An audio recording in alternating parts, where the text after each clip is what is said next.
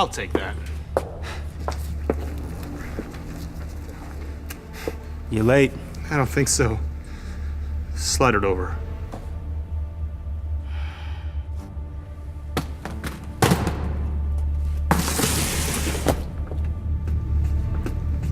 You can't use it. I don't intend to. I'll let my client sort that out.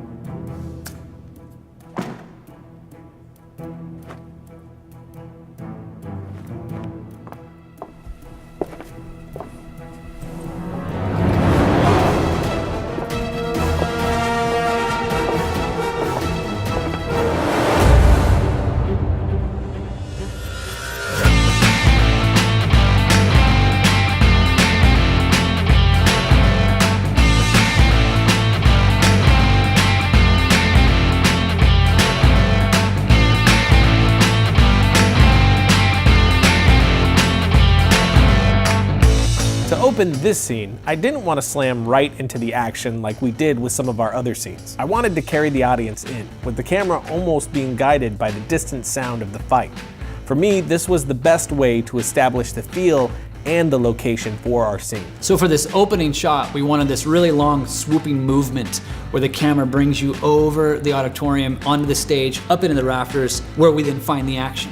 Now traditionally this would have been done with a techno crane or some really long jib arm or boom arm with the camera on the end of it, with a multi-man crew sweeping the camera around and up. With the Inspire 1 Pro and just a two-man team, we're able to pull off a more dynamic move, pull focus, frame the shot, and of course we're capturing the whole thing in RAW thanks to the X5R. The reason it was important for us to shoot with the X5R for that opening shot is because the whole rest of the episode was shot with the Red Dragon, and the quality of the RAW footage from the X5R allows us to seamlessly match those two cameras together in post. One of the key features the Inspire 1 Pro has in order to pull off a shot as smooth and as safe as this indoors is the vision positioning system.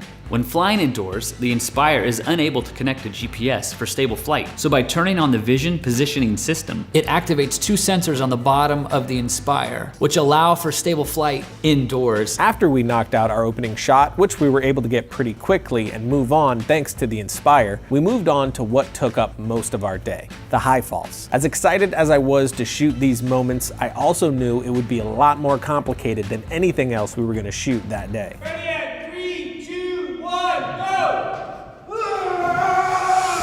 Taking people over a rail and making them fall 40 plus feet is a very dangerous illusion to create. To do it safely, it does take time. And the way that we did it safely was we used a device called a descender. These are all custom made, but basically what it does, it will never go faster than a certain speed that the operator can set. And it tapers down just like the gearing on a bicycle. And just like on a bicycle where you can be pedaling really fast and then you gear up and it gets really hard, that slows the person down over the course of say 10 feet. That way they go from free fall to near stop in about 10 feet, which is a lot of time to decel, but not very visible to the naked eye. The other thing is we took them to mats every time, so if any failure happened, we were protected that way. Each one was tested initially with a weight bag that weighs about as much as the performer. We would test it with that to make sure the system is running properly, and then the performer wearing what's known as a jerk vest, which is a custom-made harness that's made for each performer's body. After the testing with the bag was done, we would choose how the person was going to go over the rail and where exactly to pick them. Matt Reimer, for him we picked a hip pick and we had him rotate around it so he would tumble. We did a few rehearsals. As soon as we liked what we saw, we put him in the wardrobe and we shot it. Kendo, we wanted to flip like a coin because he's shot in the head or chest, so we wanted him end over end going over. We tried a few different things when we were testing and ended up picking him on the hips with two lines that go up to a bar. Now this becomes more complicated because his legs got tangled in the bar in a rehearsal or this or that, so it took a few tries to get right.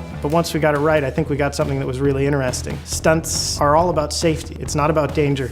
We try to minimize any risk we can, and one of the best ways to minimize risk is to stop doing the risky thing. So we did it as few times as possible and moved on. Action.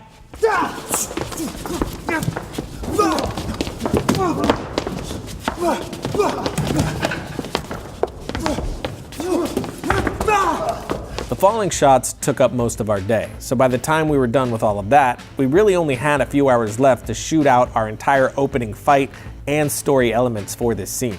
Now, I didn't want to jip the coverage that I had planned or change up the style by going handheld for speed either. So, to get the speed in production we needed while still maintaining the style and look that I wanted, we went with the Ronin. By using the Ronin with the EXO, we were able to shoot very run-and-gun style while still getting the smooth movements that this scene needed. For the rest of the night, I never put the camera down and jumped from one setup to the next with nothing to move between setups but my own body, since the entire rig was attached to me. And that's the best part about the Ronin for me, the versatility and speed of production you get without compromising quality. So we were able to make our day pulling off a whole lot of complicated setups because we had the tools that freed us up enough to move extremely fast. And of course, having an incredibly talented and dedicated team goes a long way too.